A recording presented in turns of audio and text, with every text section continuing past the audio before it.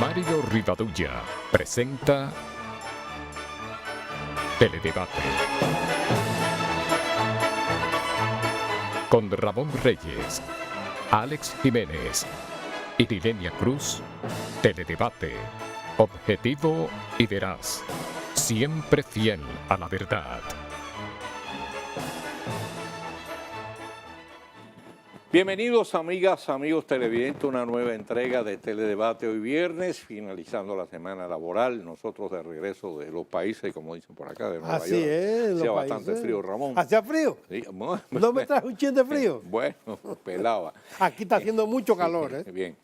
Bueno, pues como siempre comenzamos por la frase. La frase hoy dice así: el avaro vive en continua pobreza precisamente por el temor de ser pobre.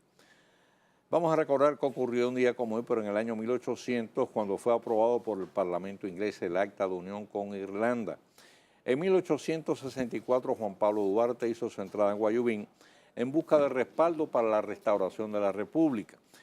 Y en 1895, en París, los hermanos Lumière hicieron la presentación del cinematógrafo inventado por ellos.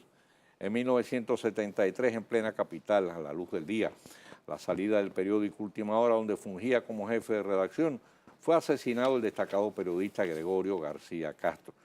Considerado un crimen de Estado, ha dejado muchas incógnitas por despejar, incluyendo la percepción de que los autores intelectuales permanecen en el anonimato y la impunidad.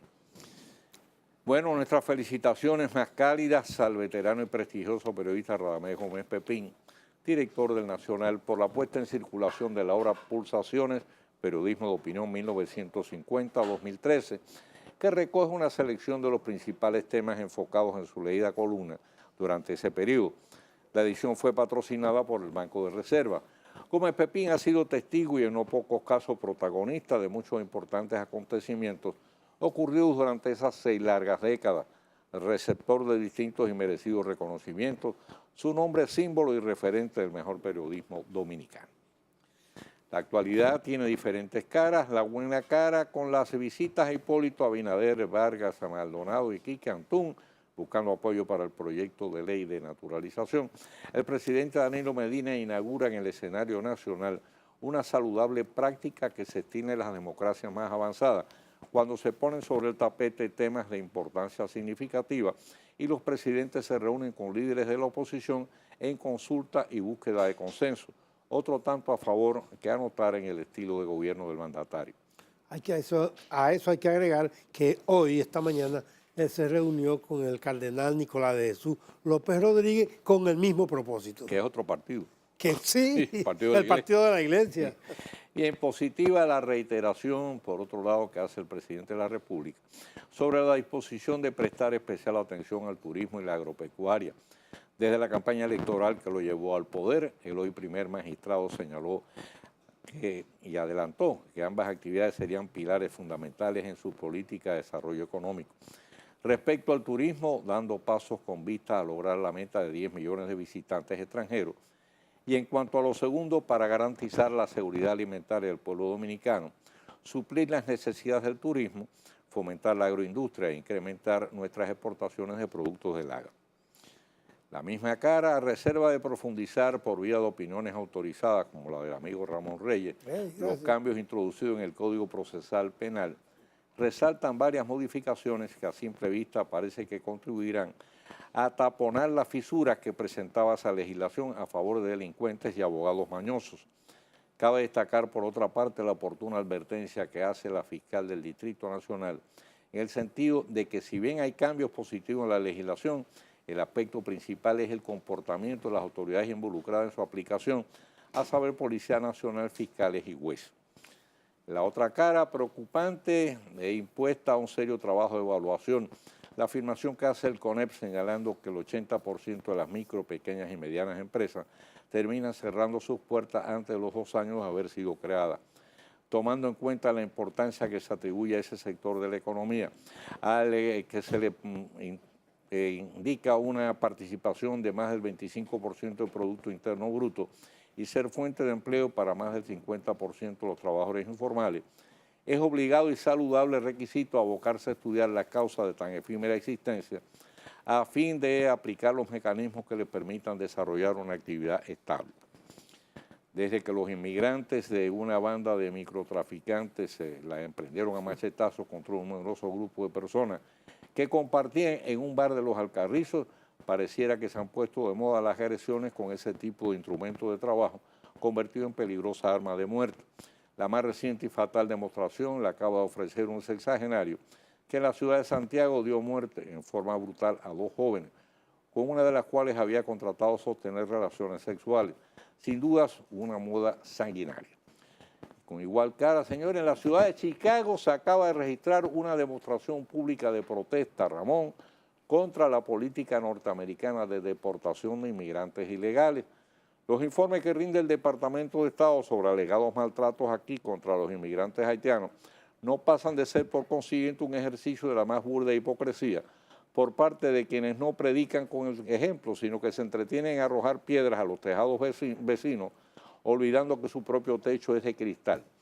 Si no, pregunten a los presos de Guantánamo y a los más de 11 millones de inmigrantes ilegales que aún están esperando por la prometida y obstaculizada ley de inmigración que no ha podido hacer aprobar el presidente Barack Obama. ¿Usted está de acuerdo, doctor? Sí, señor. Bien. Bien, pues aquí recibimos una correspondencia del Viceministerio de Salud, pues ahí nos están ofreciendo, presentando, acompañando varios ejemplares de Salud en la Vía. En la Vía, eso es Express informativo. informativo. Así que agradecemos ese envío que nos hace el Viceministerio de Salud Pública con esta carta que nos envía el doctor Mayrení Gotró. Sirva a la presente por un cordial saludo en ocasión de remitirle nuestro boletín de Express informativo número 14 con el tema central Salud en la Vía, con el que esta dirección se suma a los esfuerzos del Ministerio de promover la seguridad vial como forma de reducir la mortalidad y morbilidad por accidentes de tránsito y disminuir el impacto que provocan sus graves consecuencias en la sociedad y en el Estado dominicano. Bueno, ese es un tema que ha sido una constante siempre en este espacio, ¿no? Así mismo es. Y aquí tenemos una invitación del Partido ¿A dónde que vamos? Reformista Social Cristiano para el Salón La Fiesta del Hotel Jaragua. Esto va a ser a las 7 de la noche, el próximo día primero, en la firma. Eso es el martes. Ramón Rogelio Genao como secretario general y el ingeniero Federico Antumballe, Quique, presidente.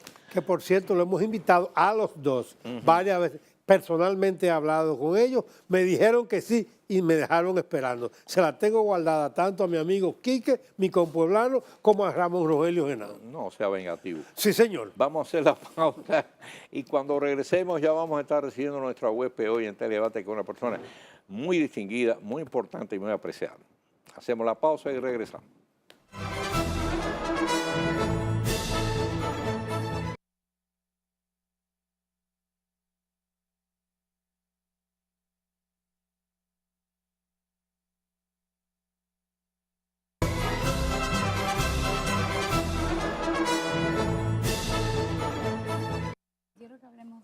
Sí, sí.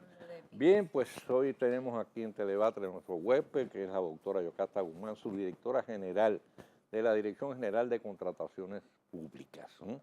Así que bienvenida, encantado de tenerla por acá. Muchísimas gracias por invitarnos, Ramón, don Mario. Gracias. Bueno, para ilustración del público, uno más o menos tiene una idea, pero para mayor ilustración del público, ¿cuál en definitiva es la finalidad de la Dirección General? O sea, ¿qué es lo que persigue? La Dirección General de Contrataciones Públicas lo que hace es que es el órgano rector de todo el Sistema Nacional de Compras Públicas.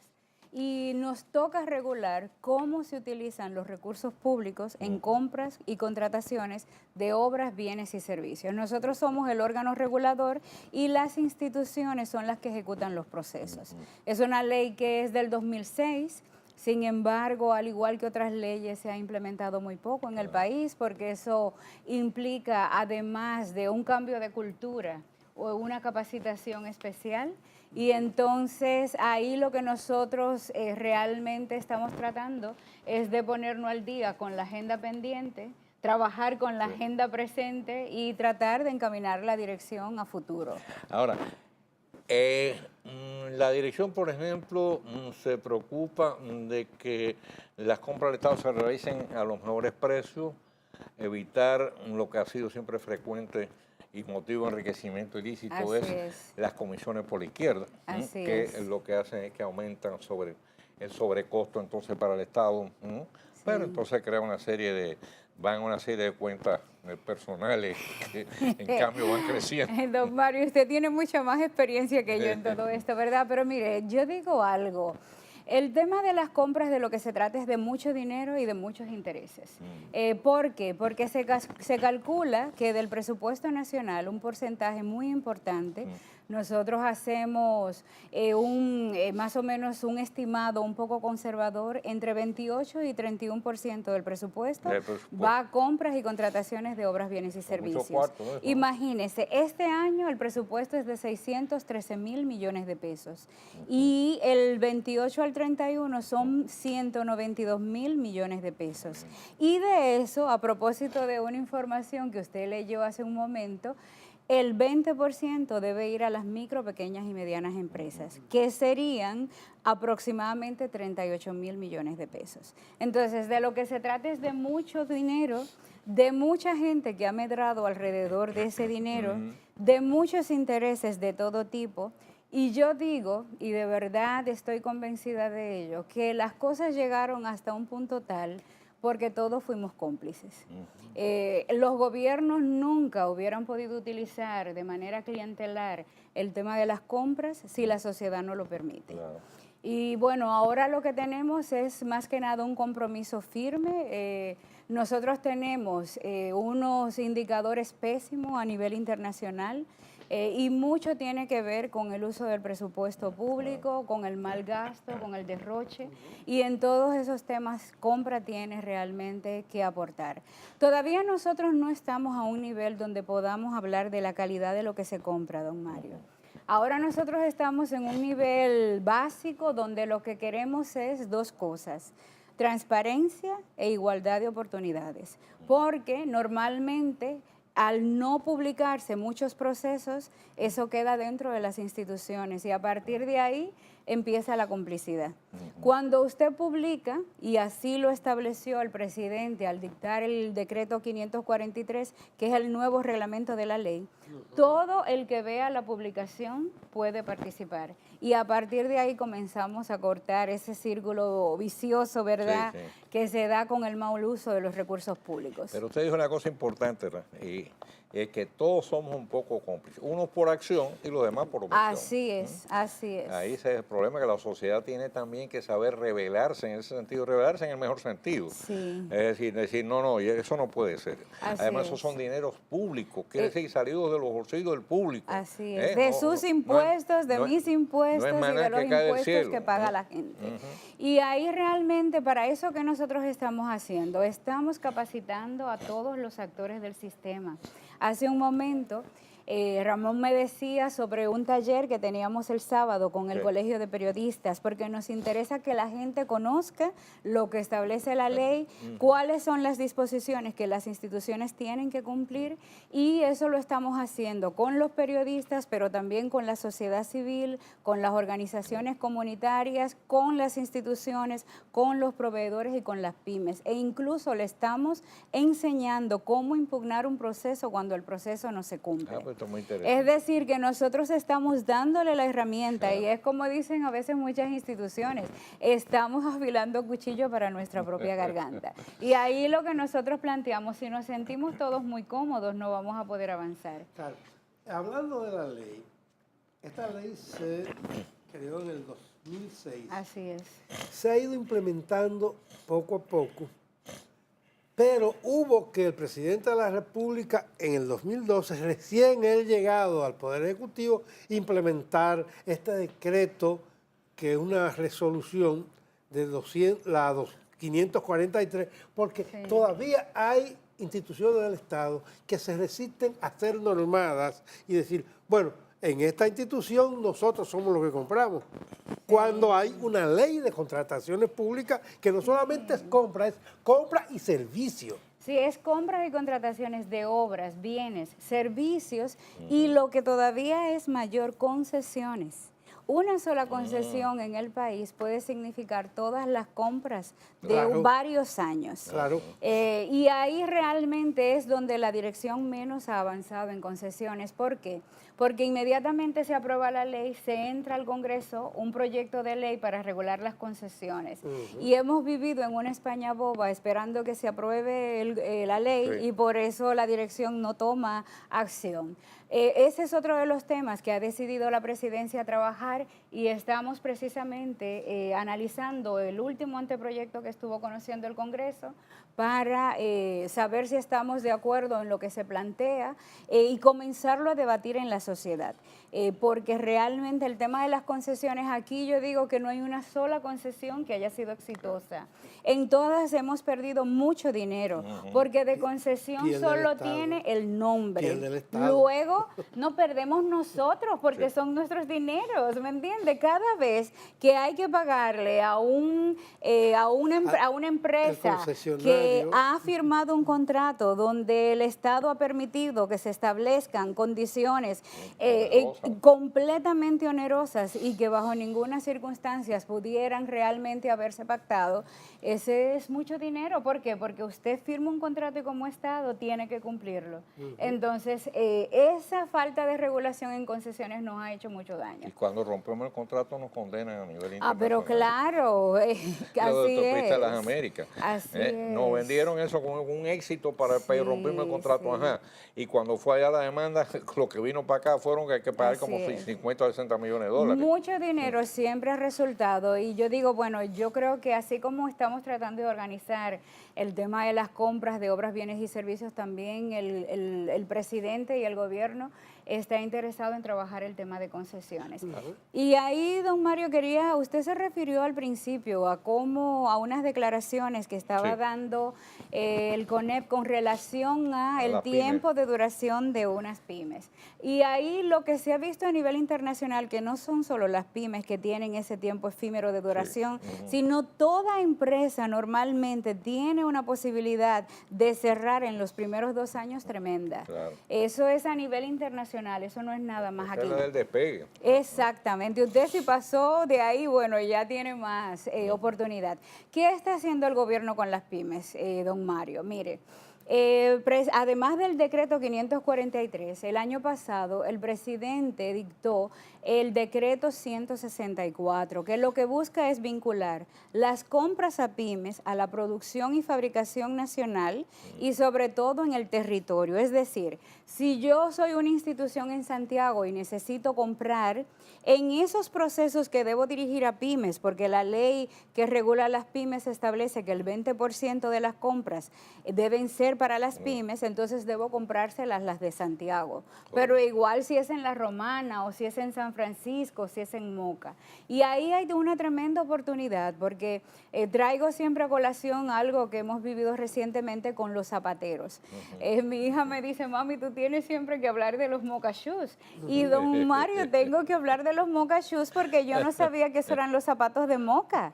Cuando yo era niña se hablaba de los Moca Shoes, no de los Moca Shoes, que ahora usted los asocia inmediatamente. Bueno, pues resulta que esos zapateros habían estado mucho tiempo queriendo fabricar los zapatos que los niños tienen que llevar a la escuela. Correcto. Y que el gobierno entrega en las escuelas públicas. Pero por el diseño que tenían los procesos, que eran muy complejos, nunca podían participar.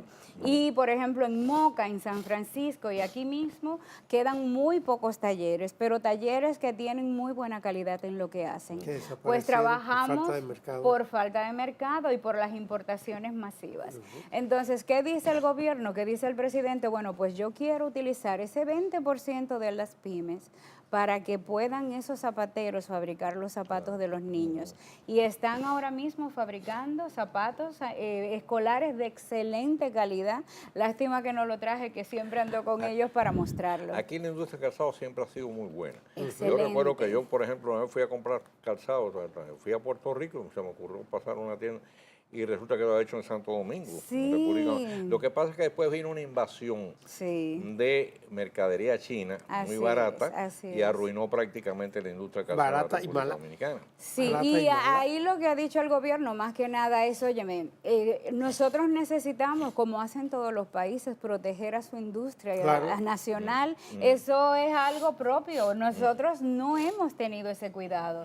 No, pues ahora tenemos esos recursos que son de las compras, que es tanto dinero, parte tiene que dedicarse a la industria nacional. Y es un trabajo muy difícil, don Mario. ¿Por qué? Porque se ha llegado a unos niveles de deterioro muy fuerte. ¿En qué sentido? Por ejemplo, las asociaciones de pymes tienen poca información. Uno tiene que acompañarlas mucho, motivarlas, porque tampoco creen en principio de que van a tener la oportunidad. Y cuando tienen la oportunidad, realmente usted les nota la satisfacción y ellos mismos no se lo creían. He conversado con muchas personas de eso. Y con permiso, Yocasta, vamos a hacer una pausa y regresamos. Claro, claro.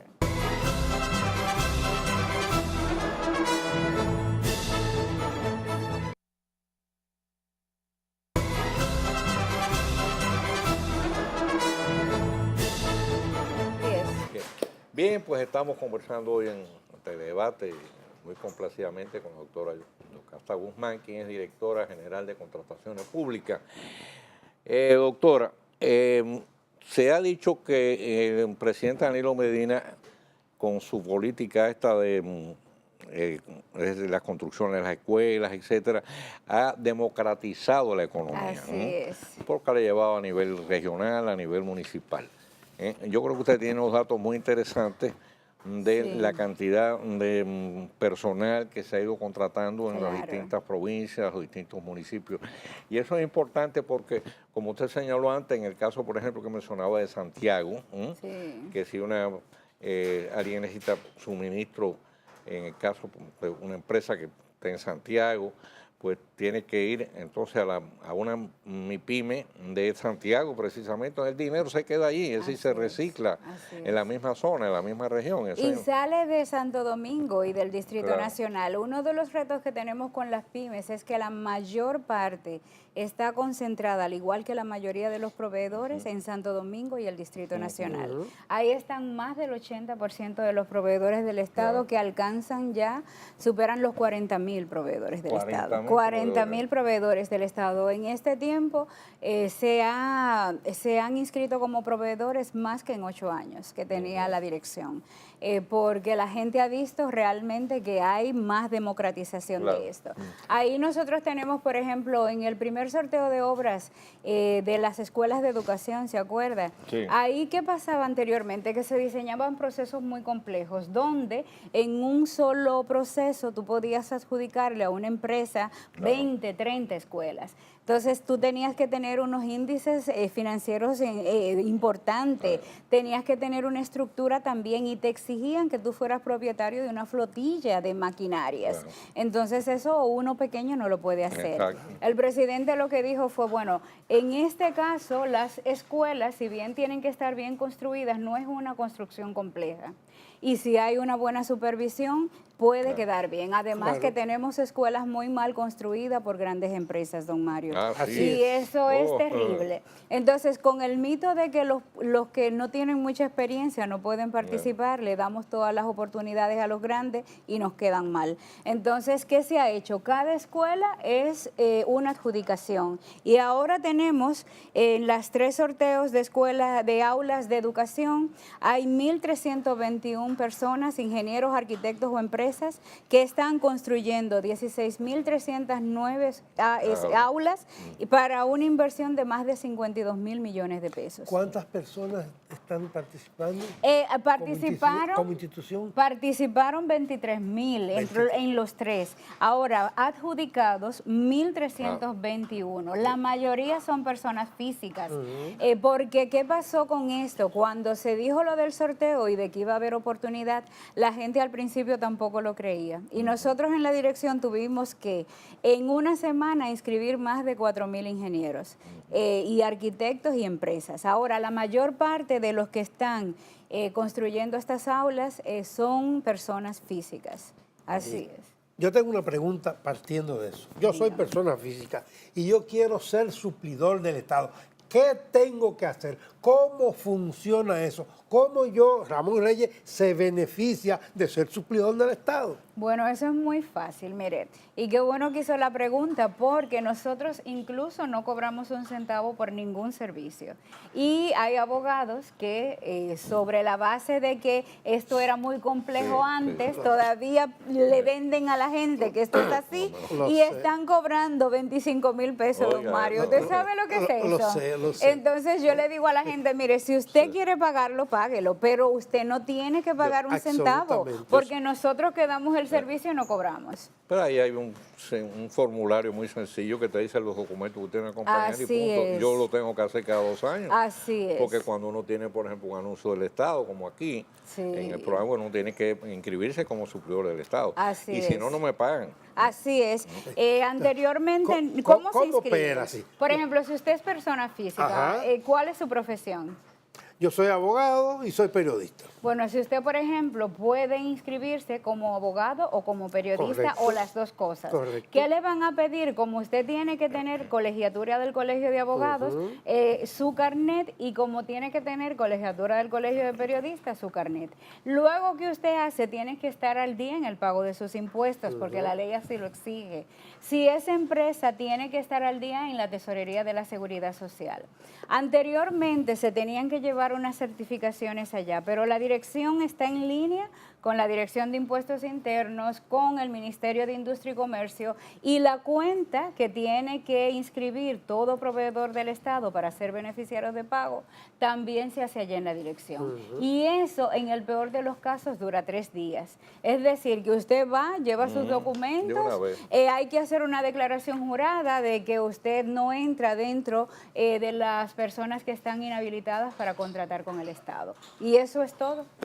Lo sé porque yo estoy inscrito y tengo mi certificado. En menos de 72 horas yo no tuve que buscar ningún abogado. Así y muchas es. personas que me han dicho, mire, ¿cómo yo lo hago? Simplemente tú puedes decir, o mire, en internet, Así tú es. entras, llena un formulario y ya. No seas tonto, no pagues. Claro, así Vamos a hacer es. la pausa y regresamos. Yo quería que ustedes...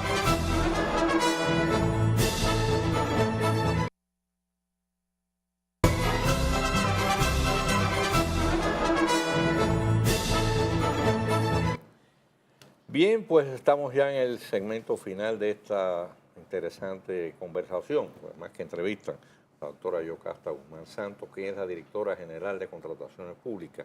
Ramón estaba haciendo fuera de cámara una pregunta muy interesante y es, ¿qué beneficio principalmente es el que recibe, en este caso la ciudadanía, la que paga sus impuestos, la que sostiene el Estado, de la existencia de esta dirección?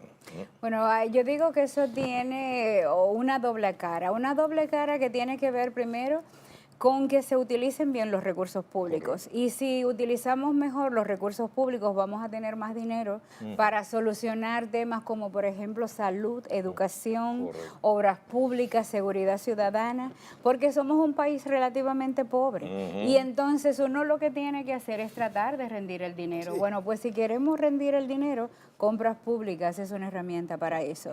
Pero también, y a eso aspiramos a llegar rápidamente, para que la gente cuando reciba un servicio de las instituciones sea un servicio de calidad. Correcto. Si recibe un medicamento, que sea un medicamento el que debe llevar. Si recibe una atención a nivel de las escuelas, que reciba precisamente la mejor de las atenciones. Sí, porque ahí había también corrupción en ese sentido. Usted señaló una palabra clave: supervisión. Supervisión, así es. ¿Por qué? Bueno, porque había gente que contrataba, sí, yo le hago la escuela por tanto, pero después entonces utilizaba materiales de inferior calidad a la que se había licitado. Así es. Y eso era una forma de obtener un lucro indebido.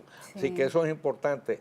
Por un lado la transparencia, o sea, el uso adecuado de los recursos, y por otro lado la calidad, garantizar la calidad del producto, del servicio en este caso. Así Aquí es. había una estadística muy interesante de cantidades de uniformes y zapatos escolares que han sido licitados en el periodo 2013-2014. Sí. Me gustaría que usted le diera una lecturita a eso. Sí, esto es solamente una parte, pero Sí. esta parte la tenemos de manera particular muy identificada porque está siendo fabricada por MIPYMES. Y Por se eso. trata de pantalones, camisas, medias, mochilas y zapatos por un valor de 410 millones de pesos. Y nosotros 410 millones de pesos. 410 millones de pesos. Y entonces, ¿qué pasa con esto? Si nosotros pudimos hacer esto, es decir, que las instituciones pueden hacerlo, porque ya hay una evidencia de que si la institución trabaja, en este caso, este trabajo lo está haciendo INAVIE, que es el Instituto de Bienestar Estudiantil, que depende de educación, y ha hecho un trabajo excelente con las MIPYMES. Es decir, que si las instituciones se ponen las pilas para esto, lo pueden lograr. Y lo otro que usted preguntaba también, don Mario, con relación a qué gana la población con esto, yo digo también algo, y es que a nosotros como dominicanos nos han llegado a tildar, y a veces nosotros no lo creemos también, que somos corruptos. Y si somos mujeres, que somos libertinas.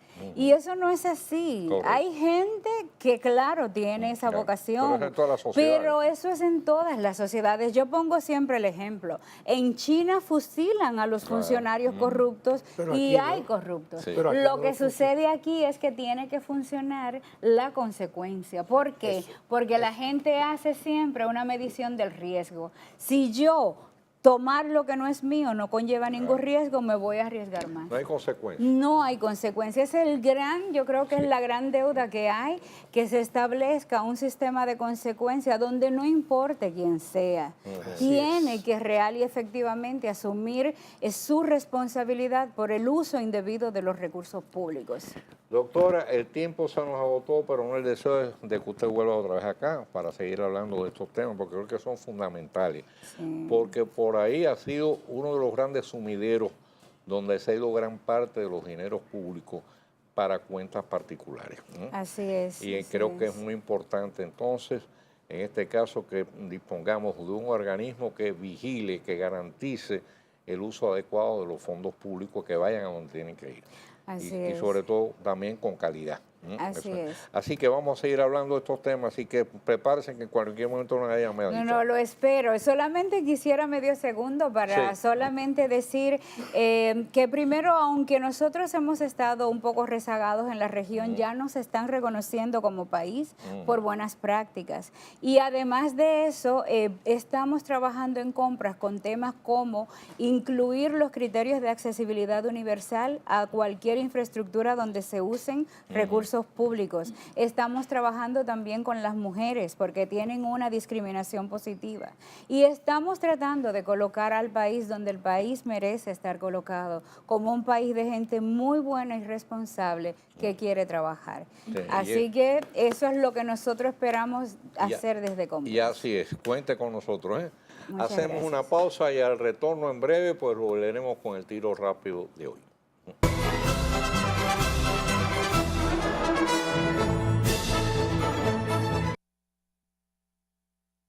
Teledebate El Tiro Rápido de Mario Rivadavia. A salón desbordado en el tradicional Hotel El Embajador, con la presencia principalmente de empresarios y ejecutivos, fue el escenario montado por Ángel para que el gobernador del Banco Central dictara su interesante y bien documentada charla sobre las perspectivas de la economía nacional en el contexto del mundo globalizado en que nos estamos desenvolviendo. Lo hizo con profusión de datos estadísticos en endoso de su exposición y con un lenguaje llano, despojado de tecnicismo y de fácil comprensión para todos. El licenciado Héctor Valdés Albizu cubrió un apresurado pero detallado itinerario comparativo del crecimiento de la economía dominicana en el ámbito de los países de Latinoamérica y el Caribe durante el pasado año y resaltó por nueva vez cómo el alza espectacular registrada en los últimos meses permitió superar los discretos pronósticos iniciales que lo fijaban en un máximo de 3% a partir de las restricciones del primer trimestre, ocasionadas por la entrada en vigencia de las nuevas medidas fiscales. El alto funcionario de las finanzas públicas recordó que ese drástico cambio favorable en el comportamiento de la economía fue consecuencia directa de la previsora medida de liberar más de 20.000 millones de pesos de los fondos de encaje de los bancos comerciales en el Banco Central a fin de dinamizar el mercado crediticio. Esta medida fue posible sin riesgo ni desmedro del encaje debido a que la banca dominicana está sobreexcedida en la reserva establecida como norma para garantizar sus operaciones. De hecho, es este uno de los principales factores para que hoy el fortalecido sistema bancario del país figure entre los más confiables del continente. Es de resaltar que no fue, sin embargo, una liberación indiscriminada de recursos. A fin de garantizar que los mismos pudieran circular con mayor profusión, los mismos fueron dirigidos a determinados sectores y bajo normas específicas. Una de ellas rigió para el sector de la construcción de viviendas, limitando el otorgamiento de los préstamos para las que tuvieran un valor inferior a 3 millones de pesos, con tasas de interés garantizadas a partir de un 9% hasta un máximo de 12% en los próximos 3 años. Cientos de nuevas familias de clase media-baja pudieron así acceder al sueño de un techo propio, mientras las actividades económicas focalizadas reflejaron en un mayor dinamismo el impacto de los créditos a baja tasa. El resultado favorable de esta política se reflejó a fin del año 2013 en una sorprendente tasa de crecimiento de un 4,1 punto por ciento que rebasó todas las predicciones y estimados.